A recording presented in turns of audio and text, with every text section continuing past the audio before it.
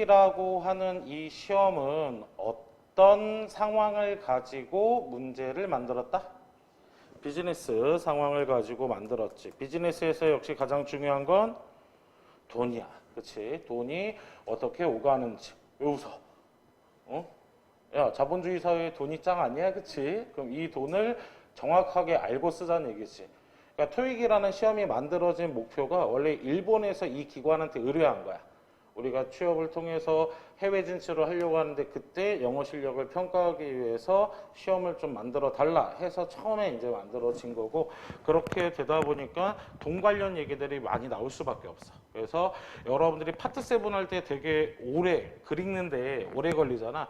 근데 어휘의 쓰임에 대해서 미리 파악을 하면 문장 전체를 읽지 않고도 딱 알아차릴 수가 있지. 그게 바로 키워드 훈련이거든. 그래서 단어 내가 굉장히 중요시 생각하는 게 단어 그냥 뜻만 그냥 줄줄줄 외우는 게 아니라 이게 어떻게 쓰이는지, 그거를 파트 5, 6에 적용할 때는 문법적으로는 어떤 특징이 있는지 그런 것들을 같이 따져가면서 보면 좋을 것 같아. 그래서 첫 번째로 만나는 돈과 관련된 녀석들, 첫 번째로 나오는 명사, 벌금이란 뜻에 뭐가 있다? fine 이라는 뜻이 있지. 이것도 굉장히 독특한 게 얘가 형용사로 쓰이면 무슨 뜻인 거야?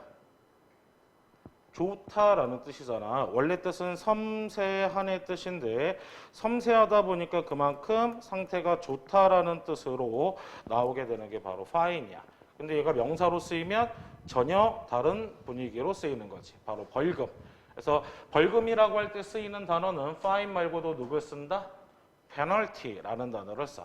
페널티는 벌금이라는 뜻도 있고 우리가 흔히 알고 있는 벌점이라는 것도 있지. 내가 미국에서 이 벌점이 다 쌓여갖고 법원에 간 적이 있거든. 왜? 왜? 우리나라하고 좀 다르니까. 그리고 심지어 내가 좀 장거리 운전을 하고 있는데 배가 너무 아픈 거야. 배가 너무 아파서 화장실 찾는데 그 땅덩어리 넓은 데가 건물이 없어. 한 20분을 달려도. 그래서 어때? 식은땀이 나잖아. 여러분들 인생 살면서 안 겪어봤어?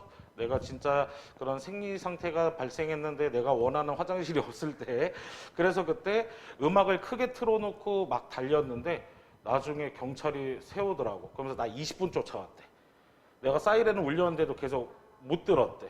그러니까 이 사람이 막 멈추라 사이렌을 울렸는데 나는 오직 배 아픈 거 이것 때문에 참다가, 그래서 페널티가 쌓이면 결국 법원에 수를 당하지. 고소를 당해서 거기 가서 이제 일종의 회개를 하는 거야. 고백성사 하듯이. 그때 너무 배가 아팠는데 화장실을 찾다가 없어서 엑셀레이터가 너무 세게 눌려진 것 같다. 이런 식으로 하고 그 자리에서 시험 봐. 시험 보면 벌점을 감해주거든. 그러면 그게 감해지면 또 내 면허증이 사는 거야. 근데 그러다가 내가 다른 거로 또 걸려가지고 그래서 들어오기 전에는 그냥 반납하고 차도 팔아버렸어. 그때는. 그래서 이렇게 페널티라고 하는 게 바로 벌금, 벌점이 전부 다 가능하다. 자, 그랬을 때 우리 fee라는 단어도 역시 돈의 한 종류인데 이 fee라는 단어는 특히나 수수료, 떼주는 거. 그래서 여러분들 fee라는 게 그냥 요금이 아니라 대부분 서비스하고 관련된 거. 그래서 눈에 보이지 않는 재화를 쓸 때 쓰는 것들. 부동산 중개 수수료도 건물은 소개는 해주지만 소개한다는 건 눈에 보이는 게 아니잖아. 그런 게 전부 다 fee야. 그래서 여러분들 학교 등록금 내면 학비 내잖아. 학비가 tuitions and fees거든. 그럼 tuition이 바로 무슨 뜻이냐? 학점당 얼마다라는 수강료야. 이게 수강료고, fee는 여러분들이 학교 다니면 수업만 듣는 게 아니잖아. 뭐 화장실도 쓰고 그다음 와이파이도 쓰고 도서관도 이용하고 그런 걸 다 여기에 포함시키는 거야. 그러니까 여러분들이 내는 매 학기마다 내는 학비는 수업만이 아니라 학교 부대시설을 사용하는 모든 게 다 포함이 되는 거지. 그래서 이걸 다른 말로 바꾸면 뭐라고 한다?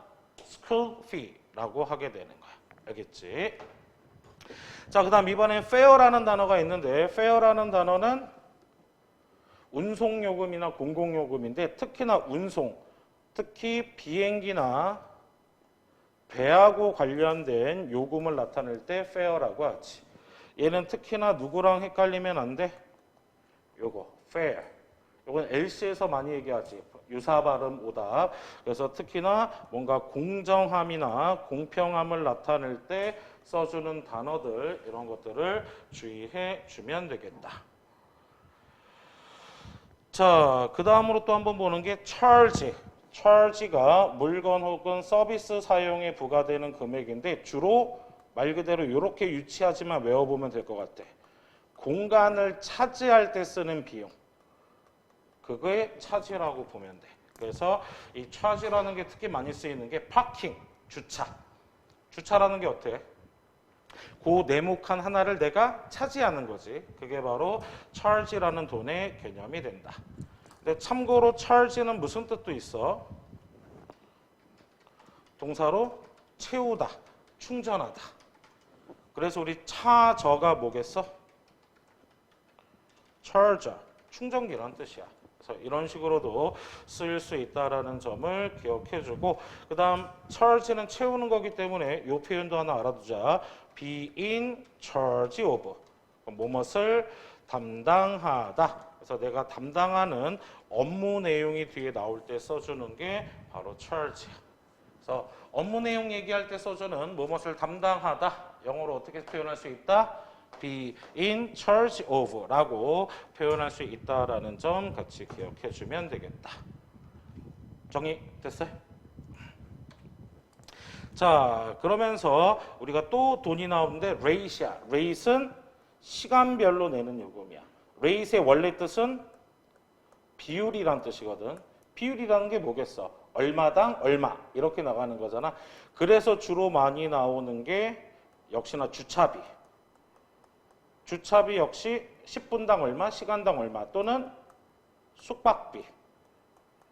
숙박비라고 하는 것도 1박에 얼마. 그게 전부 다 시간당 얼마인지를 나타내기 위해 등장시킬 때 써줄 수 있는 돈들이야.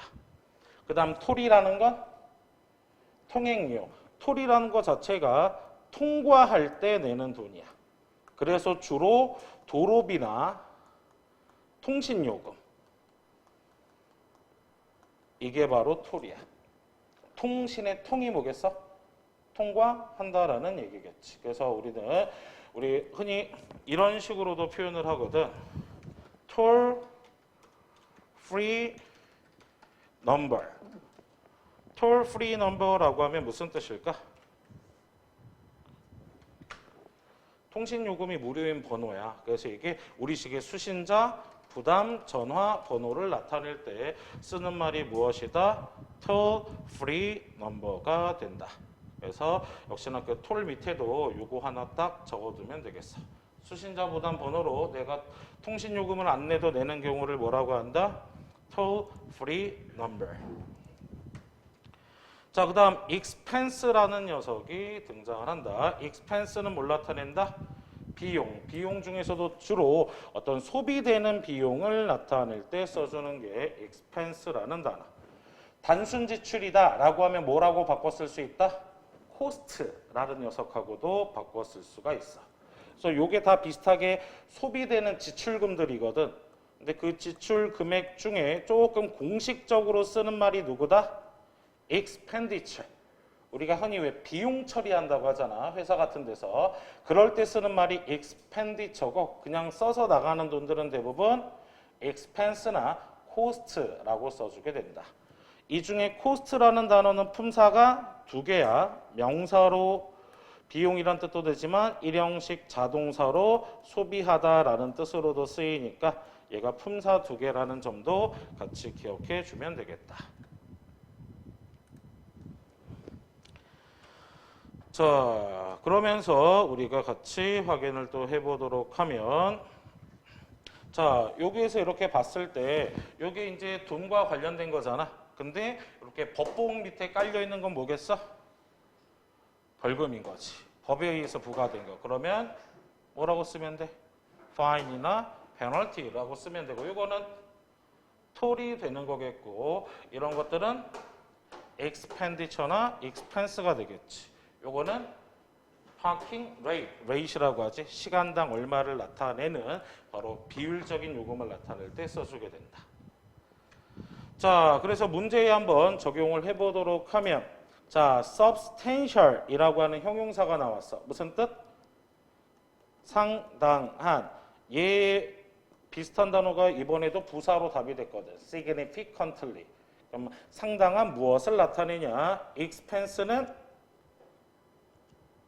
expense 무슨 뜻? 소비, 지출. fare는 운송요금, 그 다음 fine은 벌금, 그 다음 fee는 요금인데 대부분 수수료와 관련된 것들. 근데 지금 보니까 어떤 경우를 설명하고 있어? Without valid driver's license. 유효한, 즉 효력이 있는 운전면허증이 없는 상태로 드라이빙, 운전하다가 커트, 잡히면. 그치. 난 유효했어. 유효는 했다. 유효는 한 상황이지만 잡혔어. 자, 어찌됐건 이런 경우에는 그치. 뭘 물게 된다? fine, 벌금을 물게 되는 거지. 이런 식으로 문맥에 따라서 정확한 단어를 확인해 줄 수가 있는 거야. 알겠지? 자, 그 다음 여기서 어휘 정리 하나 하고 그다음에 be subject to라는 전치사 써주게 되면 무슨 뜻? 뭐뭐 하기 쉽다. 그러니까 여기서도 상당한 벌금을 물기 쉽다라는 뜻으로 쓰이게 되는 거야. 자, 두 번째 이번엔 체크. 체크라는 원래 뜻은 확인하다라는 뜻이지. 근데 얘가 명사로 쓰이면 무슨 뜻? 그치, 수표라는 뜻도 있지. 그래서 동사로는 확인하다지만 명사로는 무슨 뜻? 수표라는 뜻도 있다. 그 다음 확인한다는 말이 인슈어라는 단어도 쓰이는데, 자 봐봐. 올바른 상태를 확인할 때 쓰는 게 체크고, 어떤 일이 일어날 건지를 확인하는 게 인슈어야. 그래서 이것도 문맥 정확하게 파악해 주면 되고, search는 찾는 동작. 찾아가면서 이제 확인이라는 동작이 같이 들어가겠지. 자, 그래서 우리가 명사로 체크가 쓰이면 무슨 뜻이다? 수표. 이게 바로 수표야.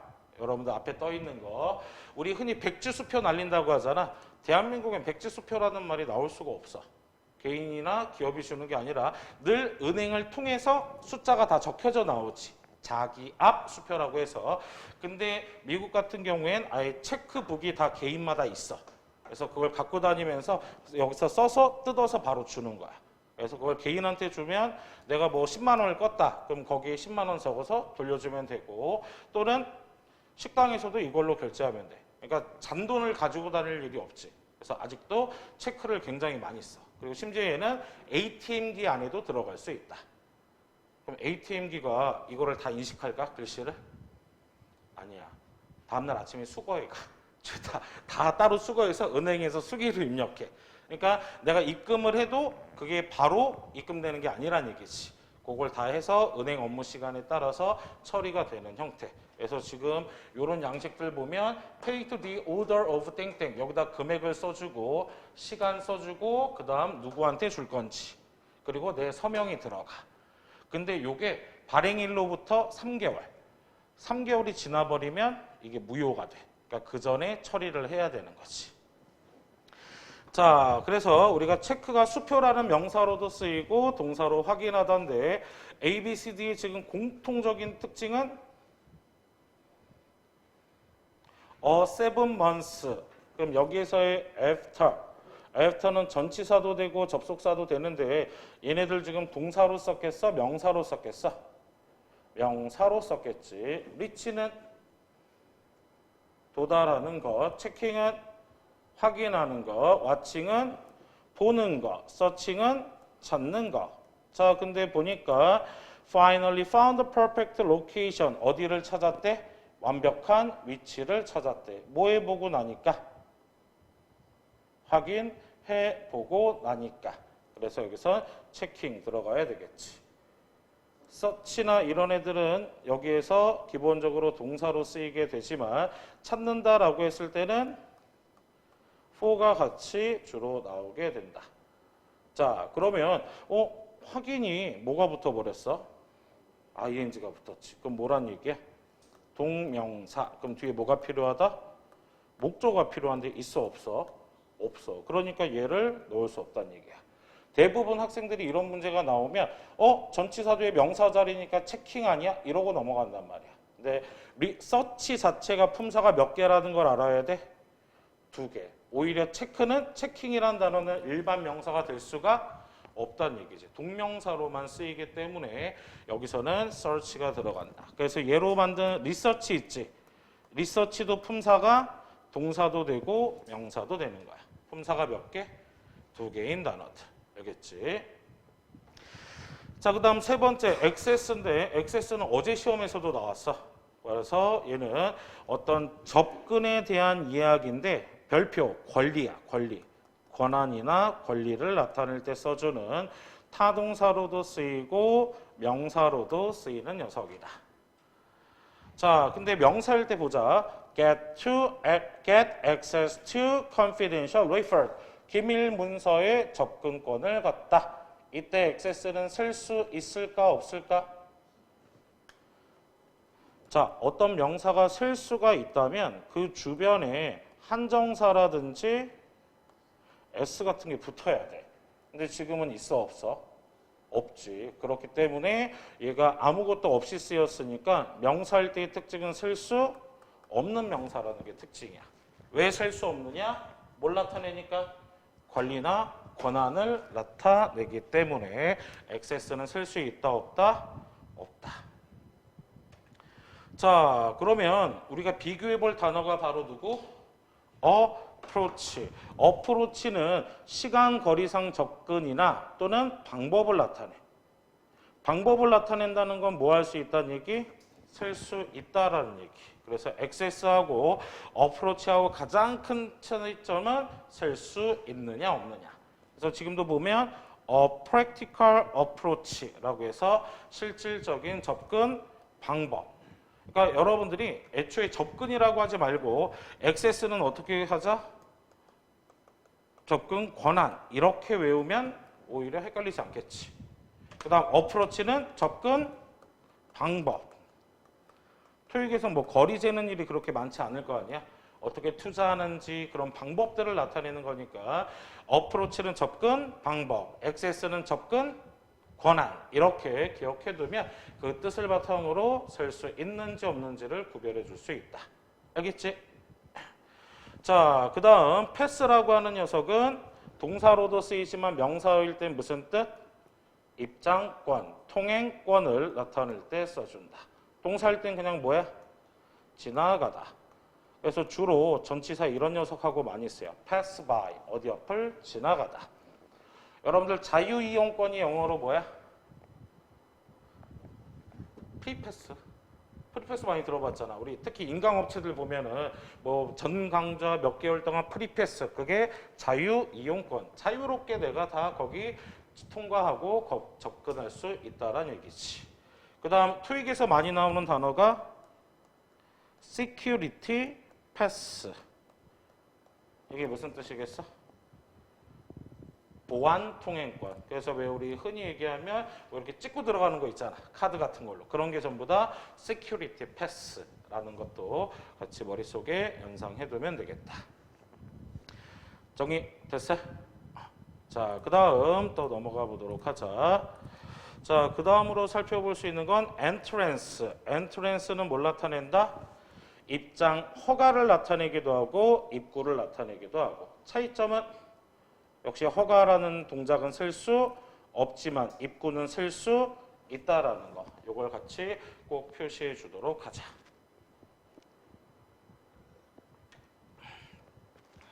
그래서 이렇게 연상되는 거 한번 보자. 내가 어딘가 서버에 접속하려고 했는데 denied, 거절당했대. 뭐가 거절당한 거야? 접근 권한이 거절당한 거겠지. 그래서 access denied가 되는 거고, 내가 여기서부터 여기까지 도달하고자 하는 거리나 방법은 approach가 되는 거지. 자, 그래서 문제를 통해서 확인을 해 봤을 때 A, B, C, D가 지금 전부 다 명사인데 빈칸 근처에는 한정사나 S 같은 게 있어 없어? 없지. 그럼 셀 수 있는 명사가 필요하다? 없는 명사가 필요하다? 셀 수 없는 명사. 그렇다면 일단 어프로치 안 되겠고, 그 다음 패스 안 되겠지. 패스도 통행권이라는 셀 수 있는 명사니까. 그럼 엔트랜스가 무슨 뜻? 입장 허가. 액세스는 접근 권한. 그럼 입장 허가를 요청한 건지 접근 권한을 요청한 건지를 볼 텐데 그 뒤에 보니까 monthly budget report 무엇이래? 예산 보고서. 예산 보고서엔 입장을 할 수가 없겠지. 입장 허가가 나오려면 뭐가 필요하다? 장소. 그렇기 때문에 D번에 access만 들어갈 수 있다. 참고로 여기 나온 audit은 무슨 뜻일까? 회계 감사를 나타내. 그래서 audit에다가 동그라미 쳐놓고 회계 감사. 물론 이 녀석을 일상생활에서는 청강이라고 불러. 청강. 그래서 회계감사라는 뜻으로도 쓰이고 청강이라는 의미로도 쓰이니까 그거 같이 둘 다 알아두면 되겠다. LC에서는 어디시? 청강이라는 뜻으로도 더 많이 나와. 이 어디스로 또 파생한 단어가 오디션이야. 오디션이 뭐 하는 거야? 누군가가 노래를 부르거나 춤을 추면 그걸 보는 행위지. 듣고 보는 행위. 그게 바로 어디스에서 나온 단어다. 자, 그 다음 이번엔 배경 지식과 관련된 어휘. 역시 배경 지식이라고 하면 어떤 배경 지식을 얘기하자? 비즈니스하고 관련된 거. 그러니까 토익을 공부할 때만큼은 이 단어들이 비즈니스 상황, 뭐 금융이라든지 기업이라든지 인사채용이라든지 이럴 때 어떤 식으로 쓰이는지를 미리 내용적으로 스캔을 해주는 게 굉장히 중요해. 그래서 첫 번째로 확인해 볼 수 있는 게 bill. bill이라는 단어가 무슨 뜻으로 쓰인다? 청구서. 원래 bill은 무슨 뜻일까? 지폐. 지폐를 나타내는 게 bill이야. 근데 청구서. 그래서 우리가 흔히 식당에서 그런 말도 하거든. 빌지 좀 주세요. 그게 바로 뭐야? 내가 얼만큼 먹었는지 청구하는 그걸 미리 달라는 거야. 그럼 그거 들고 가서 계산을 하는 거지. 그래서 이 bill이라는 게 바로 이런 식으로 쓰이게 된다. 반면에 invoice는 무슨 뜻? 송장. 어려운 말로 기억하지 말고 송장이라고 기억하면 되는데 송장이라는 게 뭐겠어?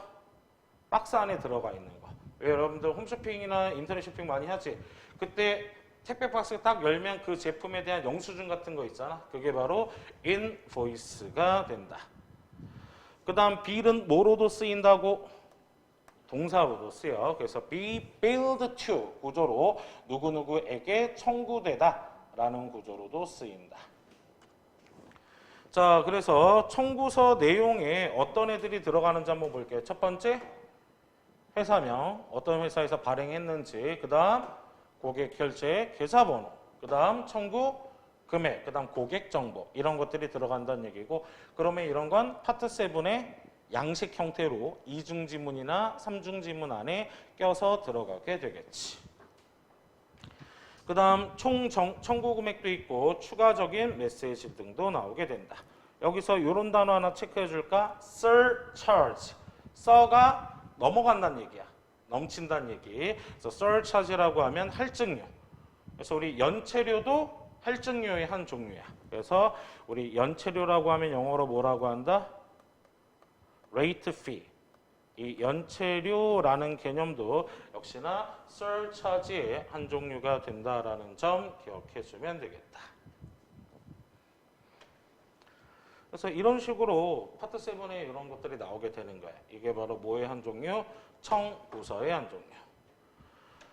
자, 그래서 우리가 문제를 통해서 같이 한번 확인해 보도록 하면 일단 첫 번째로 확인해 볼 수 있는 거 as for라는 전치사 수식어 부분인데 얘는 about이랑 똑같은 단어. 그래서 10월 16일에 나의 편지에 관해서 I expect city square hotel. 나는 그 city square 호텔이 me for its mistake with my hotel bill. 나의 호텔 청구서에 대한 오류를 이렇게 해주기를 기대한대. 그럼 오류를 뭐 해달라는 얘기겠어? 수정해달라는 얘기지. 그래서 A번에 나온 correct가 바로 무슨 뜻? 수정하다라는 동사. 얘는 형용사로는 무슨 뜻일까? 옳은, 올바른. It's correct라고 하면 그게 옳아, 그게 옳지라고 할 때 써주는 단어. compensation 보상하다. compliment는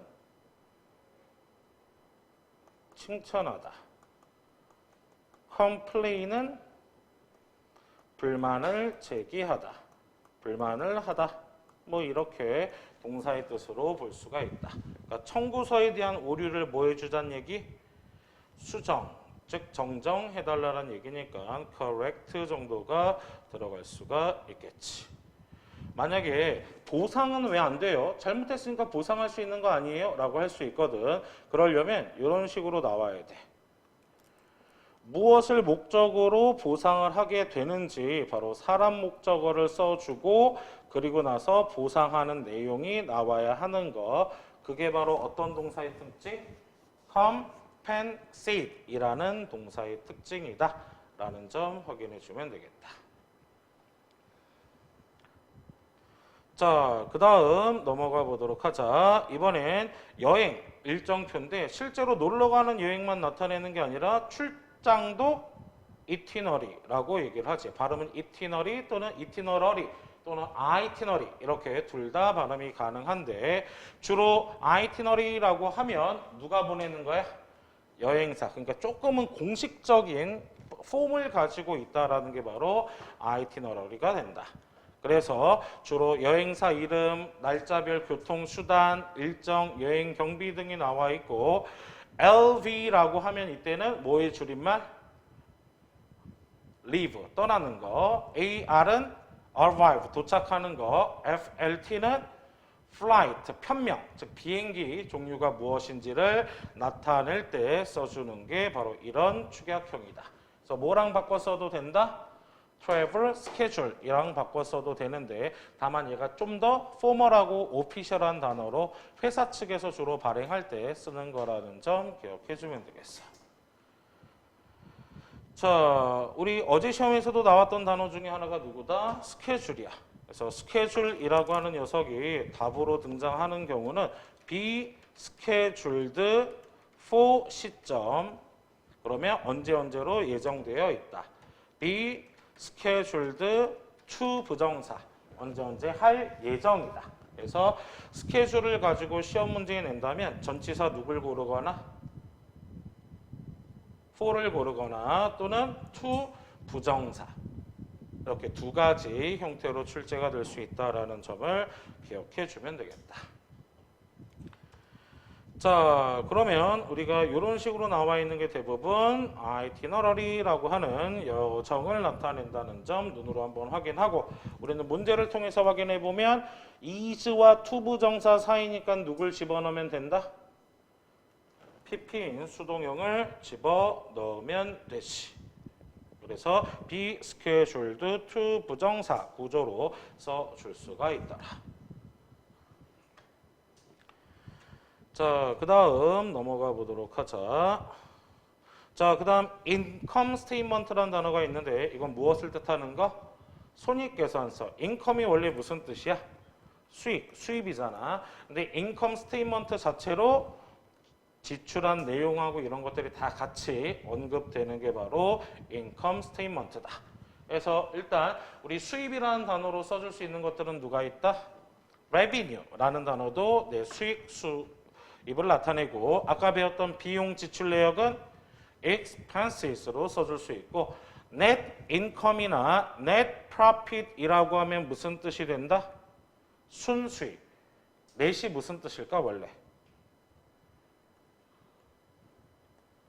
net 망. 우리 말 그대로 그물망이잖아. 그물망. 그러니까 그물망을 이렇게 촘촘하게 하고 거기에 뭔가를 부어. 그럼 쓸데없는 거 빠지고 건더기만 남겠지. 이 남은 게 내게 되는 거야. 그래서 그걸 우리가 net profit, net income이라고 하면 순수익을 나타낼 때 써주는 단어가 된다. 그러면서 총 수입하고 총 비용을 빼줘야 나의 순수익이 나오겠지. 그래서 net income이나 net profit은 바로 영어로 무엇과 무엇을 빼는 거? total revenue에서 total expenses를 빼서 만들어지게 되는 거다. 자, 그 다음 문제를 통해서 같이 확인해 보면 A번의 expense는 무슨 뜻? 비용 지출, price는 가격, revenue는 수익, money는 돈, 돈으로 얘만 쓸 수 없는 명사라는 점도 기억을 해 주도록 하자. 자, 그럼 이 명사들이 어느 자리에 들어가는지를 먼저 파악해야 되는데 보니까 have, earn이라는 동사 뒤에 목적어 자리잖아. 그럼 동사하고의 관계를 봐야지. earn이 무슨 뜻? 얻다. 그럼 내가 얻을 수 있는 돈의 종류는 뭐야? 수익을 얻었다라고 해야 되겠지. 그래서 우리가 고수익을 얻었다, 고수익을 보장받았다라고 하면 영어로 그렇지. earn high revenue의 형태로 써줄 수가 있지. 자, 다음 넘어가 보도록 하자. 자, 그 다음 이번엔 경제와 관련된 어휘들 역시 비즈니스의 토익과 연관성이 높은 녀석인데 일단 경제 관련 어휘에서 첫 번째로 살펴볼 수 있는 건 바로 세금과 의무 둘 다 쓸 수 있는 duty. 의무라고 하는 게 다른 말로 바꾸면 그냥 업무 내용이라고 보면 돼. 업무. 그래서 duty 자체가 duty charge라고 하면 바로 세금 부과금을 나타낼 때 이때 나오는 impose가 무슨 뜻? 부과하다. impose도 어떤 세금 따위를 부과할 때 써주는 말이 된다라는 점 같이 체크해 주면 되겠다. 그래서 impose 뒤에는 뭐가 등장한다? 이런 돈과 관련된 목적어 명사가 나온다라는 점을 같이 체크해 주면 되겠다. 자, 근데 우리 duty라고 하는 게 뭐랑도 바꿔 쓸 수 있다고? obligation 이러면 의무가 되는 거고 이 단어하고도 바꿔 쓸 수 있어. responsibility. responsibility랑 바꿔 쓰면 이건 업무 내용을 나타내는 거. 그러니까 responsibility도 너무 틀린 뜻은 아닌데 책임감으로 하면 자꾸 감정적인 걸로 오해할 수가 있다. 그래서 내가 꼭 해야만 하는 업무나 임무를 나타낼 때 써주는 말이라는 점을 기억해주면 되겠고 그렇기 때문에 우리 세금이라는 건 반드시 꼭 내야 하는 거지. 그래서 duty가 바로 세금이란 뜻으로도 쓰이게 돼. 그래서 우리 면세점을 영어로 duty free shop이라고 얘기를 하지. 그게 바로 세금의 자유로움. 그게 바로 면세라는 의미. 자, 그럼 ABCD를 한번 살펴보도록 하면 우리 아까 봤었던 be subjecting to 이런 게 바로 무슨 뜻이었어? 영향받기 쉬운의 의미로도 쓰였었지. 자, 그랬을 때 뒤에 charge라는 녀석이 같이 등장을 했는데 discount는 할인, 세일은 판매, duty는 세금, value는 가치, 값어치라는 의미로 쓰이게 된다. 근데 앞에서는 지금 10%라고 되어 있지. 그럼 10%의 무엇에 꼭 내야 하는 것에 대한 duty charge. 그 duty charge가 아까 뭐라고 했어? 부과해야 되는 의무 세금을 나타낼 때 써주는 말이라고 했지. 그래서 duty charge, duty 혼자 써도 되지만 duty charge라는 단어로도 쓴다라는 점 기억해 주면 되겠다. 자, 이번엔 fund라는 단어인데 fund도 명사로도 쓰이고 뭐로도 쓰인다? 동사. 동사로는 자금을 조달하다 라는 뜻이고 명사로는 자금, 기금이라고 하는 셀 수 있는 명사로 쓰이게 된다. 자, 그래서 우리가 provide funds to the project라고 하면 무엇을 제공한다? 자금을 제공한다는 얘기인데 전치사 보면 지금 뭐가 쓰여 있어?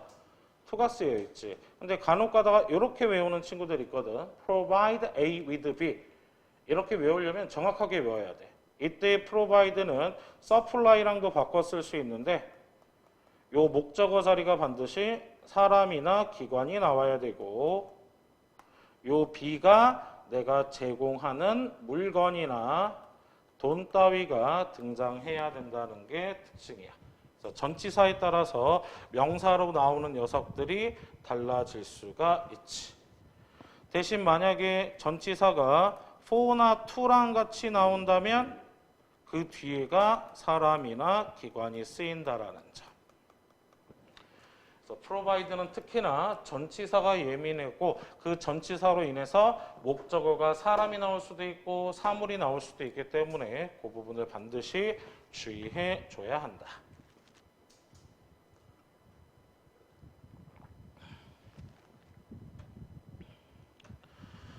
자, 그래서 그 밑에 보면 raise fund 무슨 뜻? 기금을 조성한다. 그래서 우리 파트 7 같은 데 보면 행사하고 관련됐을 때 fundraising event라고 나와. 그럼 이게 전부 다 뭘 뜻한다? 기금 조성 행사. 이런 것들, 뭐 축제라든지 이런 다양한 행사들이 기금을 조성하기 위해서 나올 때 쓰는 말이 fundraising event라는 단어로 써줄 수 있다라는 점 같이 확인해 주면 되겠다. 자, 그래서 지금 내가 옆에 이런 식으로 써놓은 게 바로 이런 게 바로 어떤 거? fundraising event 같은 게 된다는 얘기지. 자, 그래서 문제를 통해서 같이 한번 확인해 보면 뒤에 fund라는 단어, 자금이란 단어가 나왔지. 근데 이 자금이란 단어가 repay outstanding balance. 이것도 중요한 단어야. outstanding. 원래는 무슨 뜻이지? 두드러진, 그래서 뛰어나의 뜻이야. 근데 만약에 얘가 돈과 관련된 거면 미지급의, 즉 돈 안 냈다는 얘기야. 그리고 밸런스도 우리가 원래 알고 있던 뜻은 균형이란 뜻으로 많이 알고 있는데 밸런스가 역시 돈과 관련된 거면 잔액이나 잔고를 나타낼 때 써주는 말이 된다. 자, 그래서 미지불된 잔액을 renovate, 재건축하다. 그 다음 exaggerate, 허풍 떨다, 과장으로 부풀리다. generate, 발전. 여기서의 발전은 전기를 일으키다. 그래서 얘가 창출하다라는 뜻으로도 쓰이고 elevation, 상승하다. 그래서 여러분들 학원 올 때 타는 게 elevator가 되겠지. 그럼 이런 자금을 뭐 하는 거겠어? 창출, 만들어낸다라는 의미가 되어야 되기 때문에 generate이 들어가게 된다. 그래서 우리 generate funds 하면 무슨 뜻? 자금을 창출하다라는 의미로 쓰인다는 것도 같이 목적어하고 컬로케이션으로 알아두면 되겠어.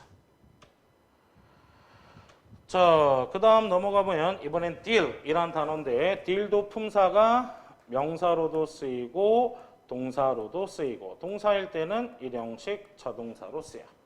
그래서 우리 흔히 딜을 한다. 그게 바로 거래라는 뜻이 되겠지. 그래서 거래라는 건 쓸 수 있다 없다? 쓸 수 있다. 절차의 한 종류이기 때문에. 그래서 우리가 어디와 거래하다라고 하면 영어로 make a deal with 형태로 써줄 수가 있다. 그래서 deal 자체가 명사형일 땐 뭐 할 수 있다고? 쓸 수 있다고. 그 다음 동사일 때는 어떤 문제점 따위를 처리하고 다룰 때 써주는 단어라는 점. 그래서 deal with의 형태로 나온다. 몇 형식? 일형식 자동사.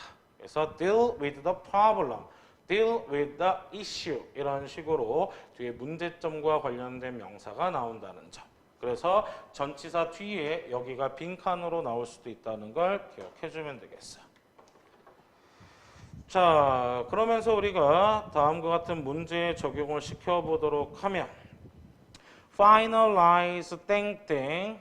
자, 마무리하는 걸 failure 뭐 했대? 실패했대. 그럼에도 불구하고 그들의 관계는 harmonious. harmonious가 무슨 뜻일까?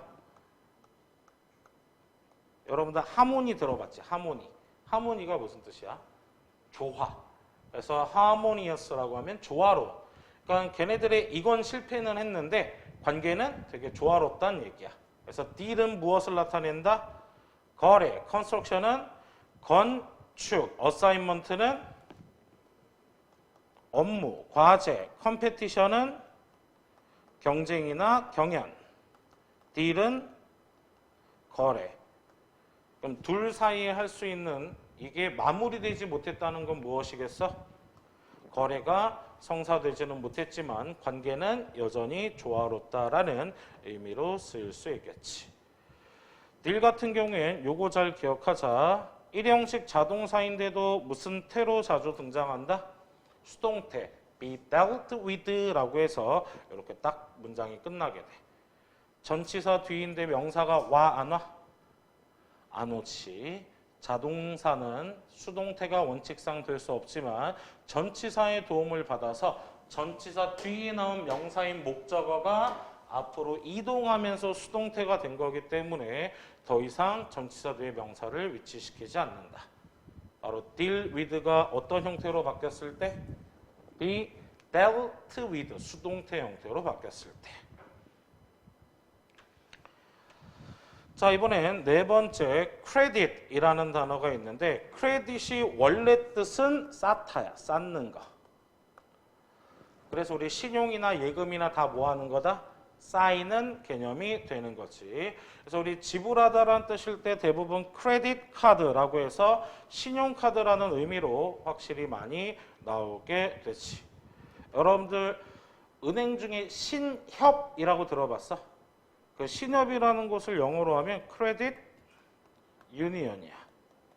신용협동조합이라는 뜻으로 쓰이거든. 그래서 이 크레딧이라는 게 우리가 쌓아가는 신용이라는 점을 기억해 주면 되고, 우리가 이걸 가지고 은행에 예금을 하겠지. 그래서 have a credit이라고 해도 무엇이다? 예금액이 있다. 우리 예금액이라고 하면 크레딧 말고 뭐도 쓸 수 있어? 디파짓. 가능해. 얘도 쌓다라는 뜻에서 나온 거거든. 그 다음 saving. 얘네들도 전부 다 예금이라는 의미로 쓰일 수 있다라는 점 기억해 주면 되고, 동사로 입금하다라는 뜻으로도 쓰이지. 자, 그랬을 때 이 크레딧이라는 단어는 우리 두 가지만 더 알아두면 우리식의 포인트, 그걸로 봐도 돼. 상점에서 내가 구매를 하면 그 상점에 포인트가 쌓인단 말이야. 그때도 크레딧을 쌓는다라고 얘기를 해. 그래서 build your credits라고도 하고, 그 다음 여러분들 학점 있지? 시간당 수업 듣는 거. 그래서 여러분들 뭐 2학점짜리 수업이다, 3학점짜리 수업이다라고 얘기를 하잖아. 그때 쓰는 크레딧. 이것도 학점. 근데 A, B, C, D 학점은 그레이드야. 그레이드, 등급. 근데 우리가 졸업하려면 뭐 120학점을 이수해야 된다, 130학점을 이수해야 된다라고 하지. 그만큼 4년 동안 시간을 쌓는 거야. 그래서 그 크레딧이 대학교에서의 학점을 나타낼 때도 써주는 말이다 라는 점 기억해 주면 되겠다. 자, 그래서 확정 어휘를 같이 한번 보면 우리 신용장이라는 게 있어. 그게 바로 letter of credit. 그래서 이건 주로 무역 용어에서 많이 쓰이는 말이야. 그래서 상대방하고 거래를 할 때 내가 그 신용을 보증할 수 있는 걸 증명하는 문서. 그래서 대금 지급이 완료됐다는 거. 그다음 인보이스는 송장. 그다음에 BL. 이것도 진짜 많이 쓰거든. bill of landing. 랜딩이 무슨 뜻? 내리는 거. 그래서 물건이 다 거기 배에서 내려졌다라는 게 확약되는 게 바로 BL. 그래서 Bill of Landing이라고 쓴다는 거 기억해 주면 되겠다. 선하가 바로 배에서 내린다라는 뜻이야. 자, 그러면 우리가 또 문제를 한번 풀어보도록 하면, 일단 첫 번째 issue가 무슨 뜻? 발행해 주다. 너에게 환불 수표나 땡땡을 발행해 주겠대. 근데 지금 보니까 뒤에 it이 있지. it이 있다라는 건 얘가 무슨 역할을 한다? 목적어 역할을 한다는 얘기지. 그럼 이 빈칸은 어떤 녀석이 나와야 돼? 동작이 나와야 되는 거다. 그러면 5월라는 등위 접속사를 사이에 두고 어디까지가? will까지가 중복된 거지. 우리는 너한테 수표를 발행해 줄 수도 있고, 또는 뭐 해줄 수 있다? 어카운트, 너의 계좌로 입금해 줄 수도 있다. 그러면 거기선 will까지가 중복된 거니까 역시나 동사인 원형이 들어가게 되겠지. 자, 다음 넘어가 보도록 하자. 자, 이번에 회사 관련된 어휘들을 그 뒷장에서 또 살펴보도록 할 건데, 그 첫 번째 회사 관련해서 일단 주문 관련 상황에 양을 나타내는 거, 그게 바로 무엇이다? 볼륨이 되지. 그래서 전체적으로 우리가 부피, 양을 나타낼 때 쓰는 단어가 무엇이다? 볼륨이라는 단어가 되지. 근데 실제로 토익 시험에는 요 뜻으로 훨씬 더 많이 나와. 뭐 제1권, 제2권 이런 식으로 나타내는 거. 여러분들이 흔히 알고 있던 볼륨은 크기, 소리와 관련된 거지. 이때는 누구랑 비슷한 단어야? 사운드. 근데 책의 권을 나타낼 때는 요거랑 바꿔 쓸 수 있어. 이슈. 여러분들 원래 알고 있던 이슈의 뜻도 대부분 동사로는 발행하다, 명사로 문제점이라고 많이 알고 있는데 책을 쓰는 단위인 권호로도 등장할 수 있다라는 점 기억해 주면 되겠다. 부피일 때는 우리 이런 식으로도 쓰일 수 있어. 하나 써주면 volume of. 그럼 이때는 much랑 비슷하게 쓰이는 단어야. 많은. 우리 이번 시험에도 a wide variety of many랑 바꿔 쓸 수 있는 variety of 앞에 wide 고르는 문제가 나왔었거든. 그러면 이런 식으로 much랑 맞바꿔 쓸 수 있는 volume of. 아까 배웠던 deal도 이 자리에 쓸 수 있어. 그럼 a deal of도 much처럼 쓸 수 없는 걸 많은 이라고 얘기할 때 써주는 대표적인 조합형 수량 형용사이다. 자, 그래서 여기도 한번 보면 책에 이렇게 써 있지. 뭐라고? 볼륨 2. 이게 2호라는 뜻이 되는 거지. 그래서 부피나 양 또는 소리라는 뜻 말고도 책에 많이 쓰인다라는 거 기억해 주면 되겠다. 자, 그러면 아까 내가 얘기한 것처럼 볼륨 오브가 나왔잖아. 그럼 이게 얼마나 많은지에 대한 얘기를 하니까 볼륨 오브, 더 볼륨 오브가 이미 much랑 비슷하다라고 했지. 그럼 이게 더 많다라는 얘기를 쓸 때는 누구를 써준다? large. 크기에 대한 부피가 크니까 이게 large나 huge라는 단어를 통해서 엄청 많은 이라는 뜻이 돼. 그래서 여기는 cope with도 자동사로 하나씩 더 알아두면 되겠다. 자, 이번엔 애플리케이션. 대부분 지원서라고 하니까 채용 순간에만 쓴다라고 하는데 더 큰 뜻으로는 그냥 신청서. 뭐든지 신청할 때 쓰는 말은 애플리케이션이야. 그래서 대출 신청서도 loan application이 되는 거고 내가 그 자리에 신청하는 거, 그게 지원서가 되는 거지. 그래서 an application이란 지원서는 뭐 할 수 있다? 쓸 수 있는 명사이다 라는 점 꼭 체크해 두도록 하고 그 다음 이 application의 동사는 바로 apply잖아. 그래서 apply to가 지원하다. 그 다음 apply for가 신청하다. 그래서 자동사로 쓰이나 이렇게 전치사 뭐가 따라오는지에 따라서 의미가 바뀔 수 있다라는 점도 기억해 두도록 하자. 자, 그래서 문제를 통해서 보면 once라는 접속사 끊어주면 앞에 다시 소유격인 미스터 킴즈가 있고 loan, 대출이라는 단어가 있다.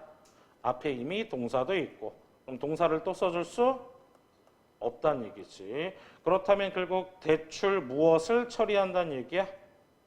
신청서를 처리한다라는 얘기겠지. 뭐 한 다음에 문서를 받자마자. 그래서 대출 신청서라고 하는 어플리케이션. 이게 loan application 무슨 뜻? 대출 신청서라는 거 기억해 주면 된다. 그 다음은 사람과 관련된 명사인데 executive라고 하면 사람 명사니까 당연히 뭐 할 수 있다? 쓸 수 있지. 원래 executive는 집행자의 뜻에서 나왔어. 그래서 얘 동사형이 원래 execute거든. 이게 지금은 집행하다, 시행하다. 근데 옛날에 중세시대 때 이 단어는 원래 교수형에 처하다라는 뜻이었어. 그래서 우리 길로틴이라고 하는데 기요틴, 그거 실제 발음 기요틴인데 단두대 있지? 단두대라고 해서 사람 목 자르는 거 칼날로 거기에서 사용을 집행하던 단어가 execute야. 영어에서 x로 시작하면 바깥쪽 out of의 뜻이거나 x, 도끼라는 뜻이거든. 그래서 여기에서의 이 x는 도끼로 잘라낸다는 뜻이야. 근데 그런 명령을 할 수 있는 집단이 바로 영주 이상의 귀족이나 권력자들이겠지. 그래서 이게 지금 시대를 넘어서는 교수형 같은 게 없어졌으니까 지금은 집행하다, 실행하다의 뜻에서 그걸 실행하는 사람이란 뜻의 중역이나 간부를 나타내는 단어. 그게 바로 무엇이다? executive. 그래서 우리가 흔히 CEO라고 부를 때 중간에 들어가는 것도 executive가 되지. 자, 그러면서 패러프레이징 되는 표현은 CEO 대신에 뭐 쓸 수 있다? chairman, chairperson. 요새 man이라는 단어는 잘 안 써. 성불평등을 야기한다고 해서. 그래서 chairperson 아니면 그냥 chair 또는 president. president는 어디에서 온 단어일까? preside, 주도하다라는 뜻이야. 그래서 앞서 나와서 side, 옆을 끌고 간다. 그래서 이 사람들이 사장단을 나타낼 때 써주는 말이 돼. 자, 그래서 지금 보면 이런 데도 Chief Executive라고 뒤에 나와 있지. 이게 바로 중역, 임원, 간부들을 나타낼 때 써주고 주로 디렉터부터가 이 Executive에 포함이 돼. 디렉터가 부장이나 이사.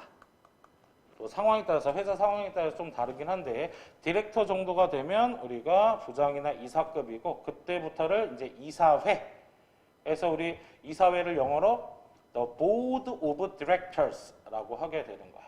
그러니까 부장이랑 이사는 부장은 일단 부서를 관장하기는 하나 이사급까지 올라가면 총괄하는 업무가 더 더해지는 정도로만 바뀌게 된다. 자, 그러면 우리가 확인해 볼 수 있는 거 secretary라고 하는 사람은 누구다? 비서는 authority 무슨 뜻일까? 권한, 행사할 권한이 없대.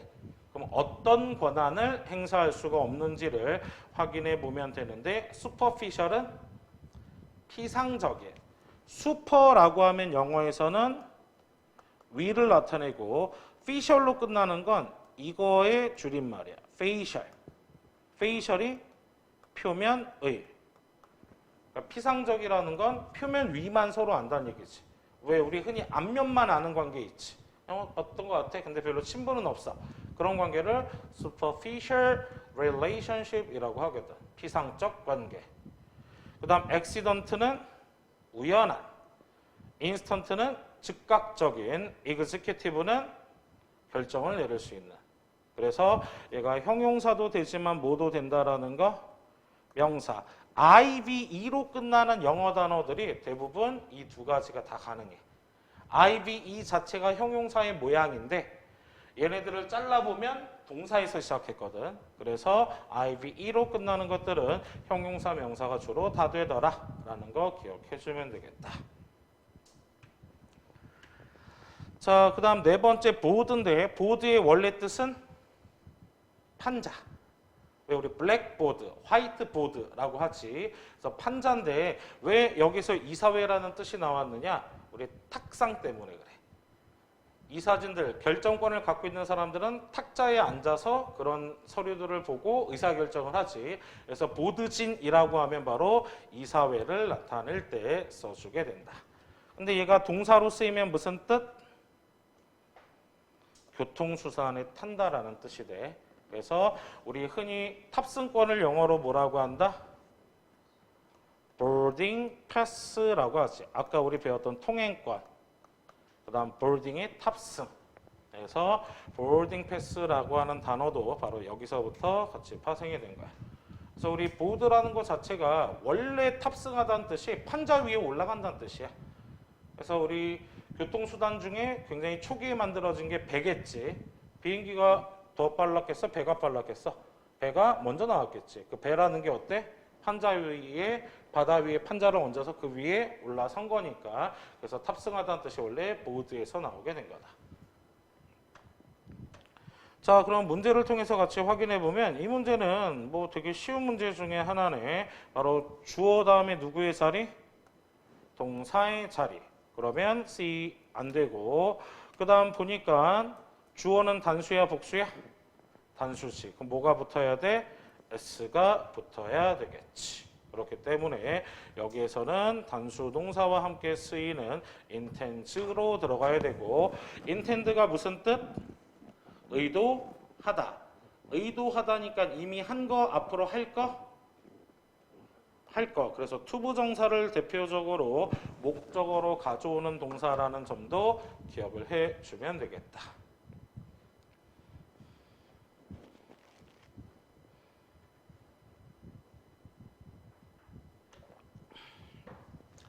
자, 이번엔 requirement라고 하는 단어가 있는데 원래 뜻은 요구지.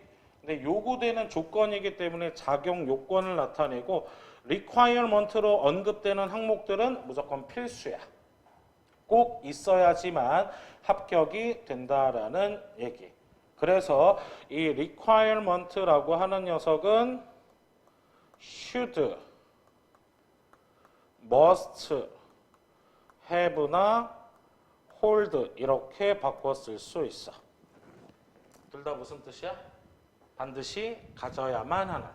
그러니까 여러분들이 흔히 어디 기업에 원서 낼 때 스펙이라고 하잖아. 그 스펙을 적어주는데 그 중에 꼭 있어야만 하는 그 스펙, 그것들을 우리가 requirement라고 표시를 하게 된다.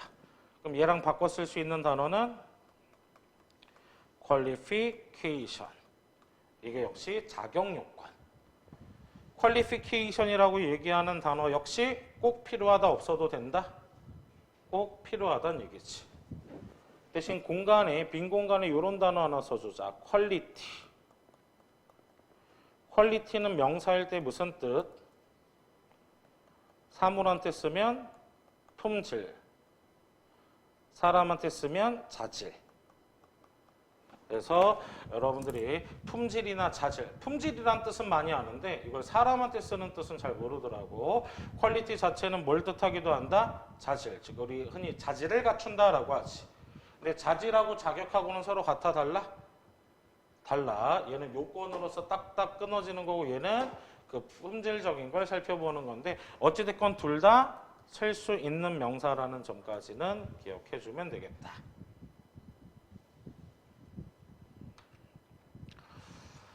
자, 그랬을 때 필수 단어, 이런 요구 조건에 부합시킨다라는 뜻일 때 같이 나올 수 있는 동사 누구? meet, satisfy, 하나 더 fulfill까지 전부 다 부합하다. 즉 다른 말로 더 쉽게 바꾸면 충족시키다. 어떤 조건 따위를 충족시킨다라고 할 때 쓸 수 있는 타동사 세 가지는 fulfill, meet, satisfy 이 세 가지가 바로 충족을 시킨다라는 의미로 주로 쓰인다라는 점 기억해 주면 되겠다.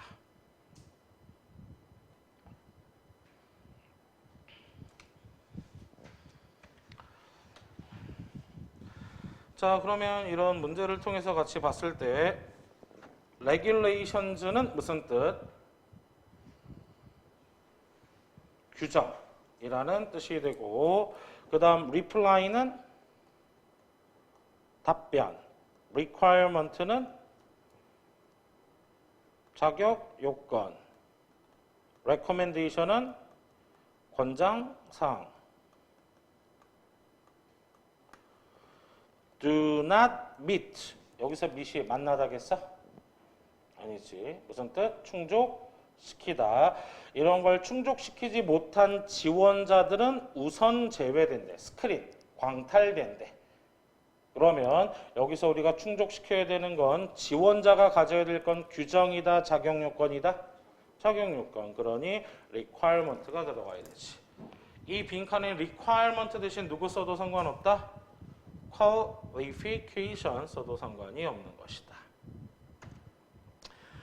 자, 그 다음 넘어가 보도록 하자. 자, 그 다음 transfer라는 단어가 있는데 일단 영어에서 trans로 시작하는 건 전부 무슨 뜻? change, 뭔가 바꿔낸다라는 의미를 갖고 있다. 그래서 transfer는 직장을 전근시키는 거. 그래서 명사, 동사 다 가능하다는 거. 그 다음 교통수단 갈아타는 거. 그 다음 또 쓸 수 있는 건 돈 따위를 이체하다. 돈을 뭐 할 때도 이체하다 일 때도 어떤 단어를 쓸 수 있다? transfer를 써줄 수 있다. 자, 그래서 동사로 쓰였을 때 자타 동사 모두 다 쓰인다라는 점 정도만 눈여겨봐 주면 되고, 일단 이동과 관련된 애들은 무슨 동사? 자, 동사에서 먼저 시작을 하지. 근데 뭔가를 옮긴다라고 할 때, 즉 내가 직접 가는 게 아니라 어떤 물건을 옮긴다라고 할 때는 타동사로 쓰인다라는 걸 기억해 주면 돼. 그래서 move도 마찬가지야. move도 내가 그냥 이동하다라고 할 때는 자동사거든. 근데 이 물컵을 딴 데로 옮긴다라고 할 때는 타동사로 쓰일 수 있는 거야. 자, 그래서 다음과 같은 문제 역시 보자. 자, 할인 쿠폰이 주어 자리에 나와 있고, 그 다음, 자, 여기에서 또 나와 있는 separate business니까 나뉘어져 있는 회사래. 그건 소매상을 나타내. 그래서 이 사람들이 are not Cam's Clothing Outlet 이라는 곳으로 가게 되는데, 이때 비동사 뒤에 누구의 자리? 형용사인 보어가 들어가야겠지. 그래서 A번이 답이 된다. 얘는 어휘가 아니라 문법과 관련된 명사지. 자, 명사인 C번이 안 되는 이유는 주어랑 같아야 되는데 주어는 단수야 복수야?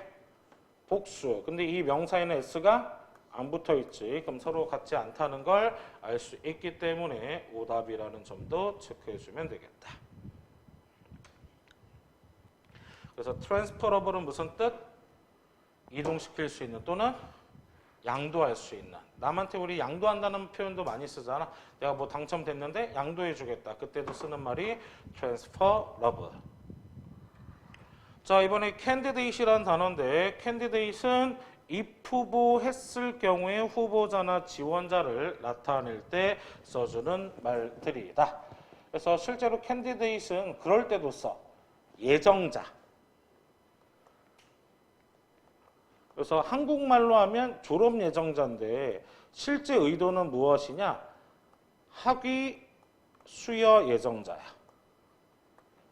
그러니까 학위를 곧 따게 될 거라는 조건이 다 충족됐다는 얘기지. 그래서 그 학위 수여자 명단에 올라와 있는 상태.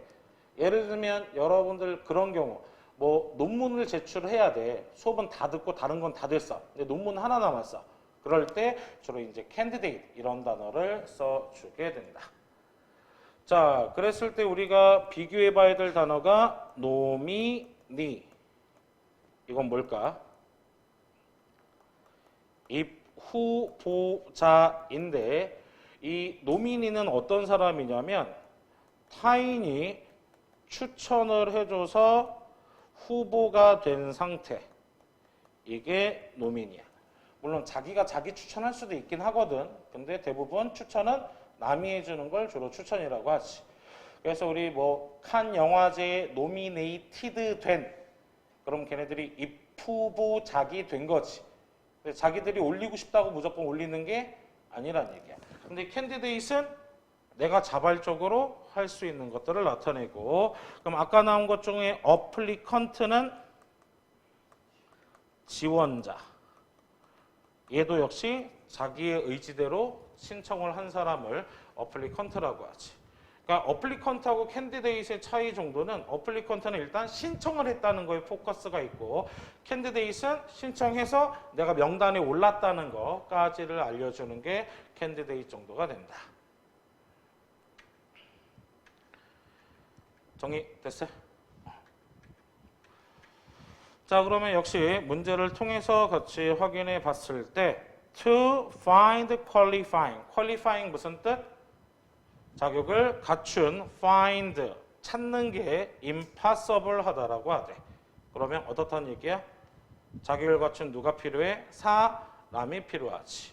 그러니 사람 명사로 쓸 수 있는 건 A번. 어제 시험에서 이 단어 나왔더라. demanding. 까다로운.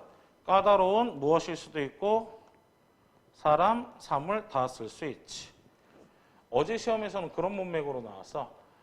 까다로운 보스이긴 하지만 팀의 보상은 저대로 해준다. 그래서 demanding boss의 형태로 이제 demanding이 답인 단어도 등장을 했으니까 같이 알아두도록 하고, candidate는 사람 명사로 무슨 뜻? 지원자, 후보자. application은 신청서, recommendation은 권장사항, 커리어는 경력. 경력이란 뜻으로 커리어랑 바꿔 쓸 수 있는 단어가 experience 정도 되겠다. 경험, 경력 비슷한 뜻으로 쓰인다라는 점.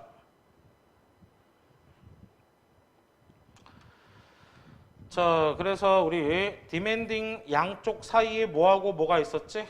so와 that. 그게 바로 so가 부사로 매우 너무라는 뜻이고 매우 너무란 뜻의 so는 형용사나 부사를 강조할 때 써준다. 그래서 너무 뭐뭐해서 뭐뭐하다. qualify는 무슨 뜻?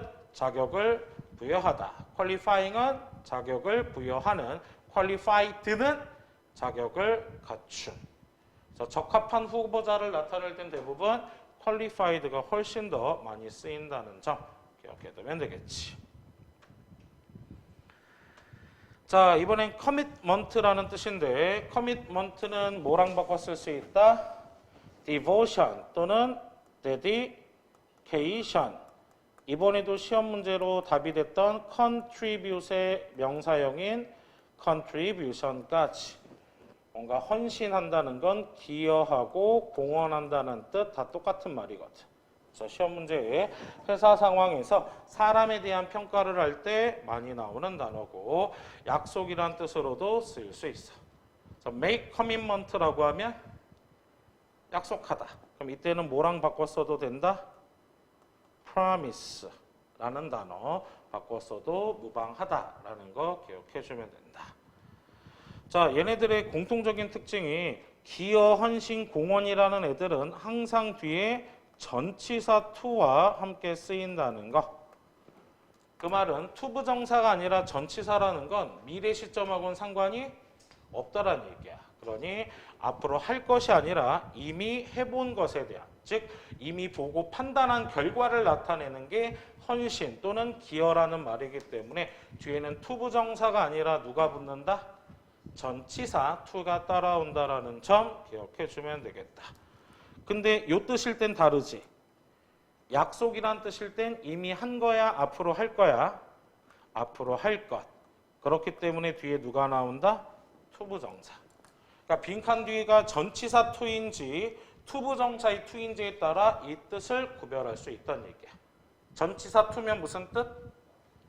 헌신, 기여, 공헌. 투부정사면 약속이란 뜻으로 쓰이게 된다.